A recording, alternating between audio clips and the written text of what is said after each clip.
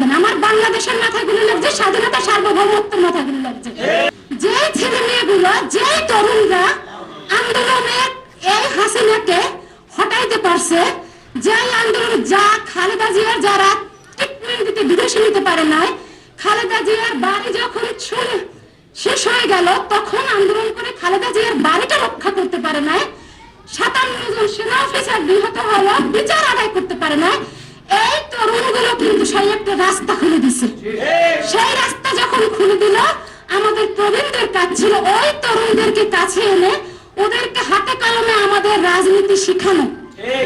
আমরা হাতে কলমে রাজনীতি শিখাতাম, আমরা কূটনৈতিক সম্পর্ক কিভাবে করবো শিখাতাম, আমরা কালচারাল লড়াইটা কিভাবে করবো শিখাতাম, ভারতীয় আধিপত্য মুক্ত কিভাবে থাকবে শিখাতাম। সেটা না করে আমরা হাত ছেড়ে দিছি বাচ্চাদের, এবং বাচ্চাদেরকে বিভিন্ন গালিগালাজ করা শুরু করে দিছি। হাতের বয়সী, কোমরের বয়সী, বোঝে কি, নাতের বয়সী, ছেলের বয়সী। আমি বলি এই বয়ান যারা তৈরি করছে তারা সবাই আমার ওসমানের মাথায় গুলির জন্য দেয়।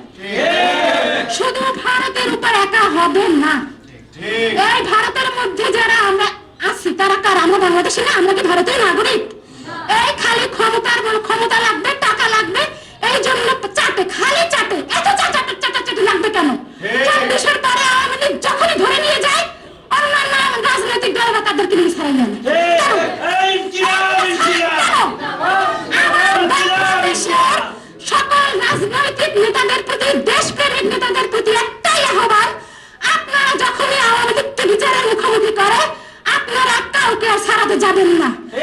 আপনারা শোনেন, আমাকে অনেকেই বলে ব্যালেন্স করে কথা বলে, আমার ঘর বুঝে ব্যালেন্স করে। আমার আর ব্যালেন্স কি আছে? কারণ আমার ওসমান আছে। আমার ওসমান তো শুধু আমার কাছে ভাই না, আমার সন্তান হয়ে উঠছে। আমাদের ভাই বোনদের কাছে এই যে সারা পৃথিবী যদি আমাকে বলে যে আমি আপনার ভাই, আসলে কি আমার ওসমান হয়তো পারবে? এটা সম্ভব? ওসমান হয়তো পারবে? এটা সম্ভব? এটা সম্ভব না।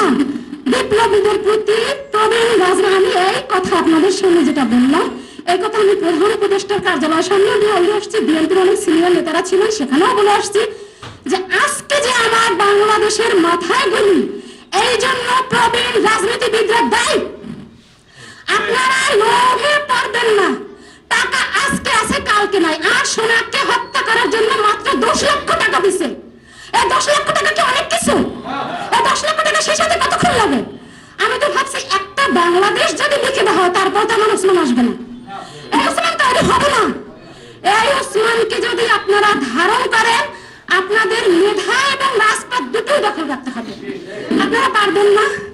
আমার ওসমান বলতো আমি কিছু ছেলে মেয়ে তৈরি করে রেখে যেতে চাই, মানে আমার শোক, আমার কাছে আমি বিশ্বাস করি শক্তিতে ফিরে আসবে। আমি বিশ্বাস করি আমার ওসমান আরো দ্বিগুণ তীক্ষ্ণ ধারালো মেধা নিয়ে ফিরে আসবে। আমার ওসমান কবিতা একটা লিখেছিল যে আমার হাত খেয়েও, আমার বক্ষ খেয়েও, আমার পা খেয়েও, আমার মাথা খেয়েও না, মাথা খেয়ে যে আমি চিরতরে দাস হয়ে যাব। আমার ওসমানের কিন্তু মাথায় খেয়ে দিয়েছে, আমার ওসমানের মাথা খেয়ে দিচ্ছে। আমার যদি হাত না থাকে আমি তোমার মাথা দিয়ে খাটিয়ে আমি আরেকজনকে দ্বারা কাজ করাতে পারবো। আপনাদের কাছে বিনীত অনুরোধ, আপনারা ওসমানের আদর্শ লালন করেন, এই চাঁদাবাজি সন্ত্রাসীর বিরুদ্ধে দাঁড়ান। চাঁদাবাজি, সন্ত্রাসী, অর্থের লোভ, ক্ষমতার লোভ সকল কিছুর ঊর্ধ্বে গিয়ে ইনসাফের রাষ্ট্র কায়েম করেন। ইনসাফের রাষ্ট্র যেদিন আমরা কায়েম করতে পারবো সেদিনই আমরা ভারতীয় আধিপত্যবাদের বিরুদ্ধে দাঁড়াতে পারবো। এছাড়া না, ভারত আমাদেরকে কোনোদিন আমাদেরকে বন্ধু ভাবে না, ভাববে না। এটা আপনাদেরকে মনে রাখতে হবে। এটা মনে রাখলে হবে না, তার জন্য প্রচুর পড়াশোনা করতে হবে, দক্ষ সেনাপতি তৈরি করতে হবে। আজকে দেখেন আমাদের ইন্টারিম গভর্নমেন্টের মধ্যে কি বুড়া বুড়া লোকগুলো দিচ্ছে। মানে আমি তো রাজনৈতিক কোনো ফ্যামিলির মানুষ না, তারপর আমি বলতাম আমরা যখন ক্ষমতায় আসবো তখন ক্ষমতায় বসবে কারা? যারা মাজলুম কারা, যারা এতটা বছর জুলুমের শিকার হয়েছে তারা ক্ষমতায় আসবে। ক্ষমতায় যারা জুলুমের কিছুই হয় না, মাত্র ইউনূস ছাড়া, ডক্টর ইউনূস, আদিলুর রহমান, হাতে গোনা 2-1 জন ছাড়া আর কি কেউ জুলুমের শিকার হয়েছে? 75 বছর 80 বছর তাদেরকে ওখানে বসাই রাখছে। মানে অথব্র বসাই রাখছে, প্রশাসনকে তারা কোনো কাজ করাতে পারছে না, প্রশাসন কোনো কথা শোনে না। প্রত্যেকটা জায়গায় 17 বছরে আওয়ামী লীগের লোক বসে আছে। এবং অভ্যুত্থানের পরবর্তীতে আমাদের অন্যান্য রাজনৈতিক দল এত আওয়ামী প্রেমী হয়ে গেল, 32 ভাঙতে যায় সেটা মব, 32 ভাঙতে যায় মব। এটা কোন মব বলেন? এই বান্দের ওসমান তো খালি ভারতের শত্রু না, ওসমান এই বাংলাদেশে যারা রাজনীতি করে, চাঁদাবাজি করে, সন্ত্রাসী করে, লুটেরাজ করে, তাদের শত্রু। ওসমান বান্দের শত্রু। আপনারা জানতেন যে একটা সময় ছিল যে মেয়েদেরকে দেখলে ইনসাল্ট করা যায়, মানে যে মেয়ে মাথায় কাপড় দেবে না সে জাহান্নামী। ওসমান এই ন্যারেটিভ ভাঙছে, কারণ যে মেয়ে মাথায় কাপড় দেবে না তার ভিতরে ইমানের তেজ থাকতে পারে। ইমানের তেজ তো দেখাইছে, দেখাইছে না? এই যে ঝুমা দেখেন, সেই ভিতরে এই যে নারায় তাকবীর আল্লাহ, আপনারা দেখেন হুম্মান কাদের চৌধুরী নারায় তাকবীর আল্লাহু আকবার স্লোগান দিছিল। এর জন্য পরবর্তীতে তার দলের লোকেরা কি স্টেটমেন্ট দিছিল যে এটা আমার দলীয় স্লোগান না, নারায় তাকবীর আল্লাহু আকবার কি আমার এটা কি আমার দলীয় কোনো স্লোগান?